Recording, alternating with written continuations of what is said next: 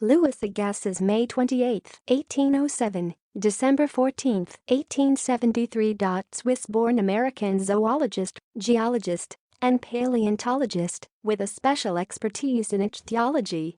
Founder and first director of Harvard's Museum of Comparative Zoology. One of the most famous scientists of his day. Louis Agassiz was born in the western, French-speaking part of Switzerland. After earning an MD and PhD in Germany, he worked closely with Georges Cuvier in Paris. He was also befriended there by Alexander von Humboldt.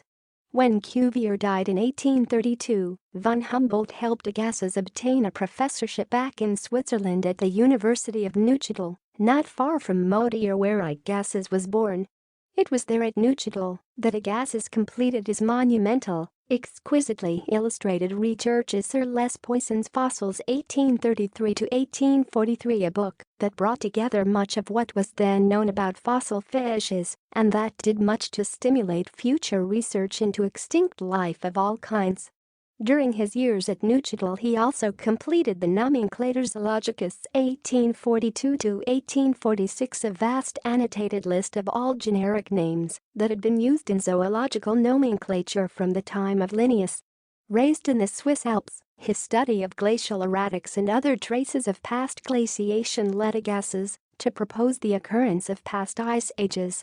On July 24, 1837, Agassiz stunned attendees of the annual meeting of the Swiss Society of Natural Sciences by passionately arguing for this idea. In his Études sur les glaciers glacier studies, he asserted that all of Central Europe had once been buried beneath a massive sheet of ice. What he called the icy German for ice age is now called the Pleistocene. His realization that past ice ages had actually occurred placed him in the forefront of geological and paleontological thought. For example, he was the first scientist to realize that the immense prehistoric North American lake now known as Lake Agassiz was created by glacial dams. Having traveled to the United States in 1846 to study the natural history of North America, he was offered a professorship at Harvard and decided to settle in Boston. Agassiz became one of the first American biologists of international standing. Through his Harvard years of teaching future prominent scientists, Agassiz had perhaps the greatest influence of any single individual in the 19th century on the future course of American zoology and geology.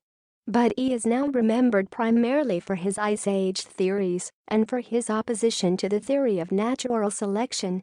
In recent literature, Agassiz has been criticized for his racist attitudes, but one must remember that racism was more the rule than the exception in the 19th century. In fact, it seems that the amiable Alfred Wallace was the only prominent naturalist of that era that did not express such views. Even Darwin, who is widely revered by biologists today, expressed opinions that would be utterly reprehensible if judged by modern standards. For example, in The Descent of Man 1871, Vol. 1, he makes the now outrageous suggestion that blacks are somehow intermediate between civilized human beings and apes. At some future period, not very distant as measured by centuries, the civilized races of man will almost certainly exterminate and replace throughout the world the savage races. At the same time, the anthropomorphous apes, as Professor Schaffhausen has remarked, will no doubt be exterminated. The break, i.e., between human beings and other forms of life, will then be rendered wider, for it will intervene between man in a more civilized state, as we may hope, than the Caucasian, and some ape as low as a baboon, instead of as at present between the Negro or Australian and the gorilla. There seems, then, to be no reason to single out Louis Agassiz for reproach in this regard.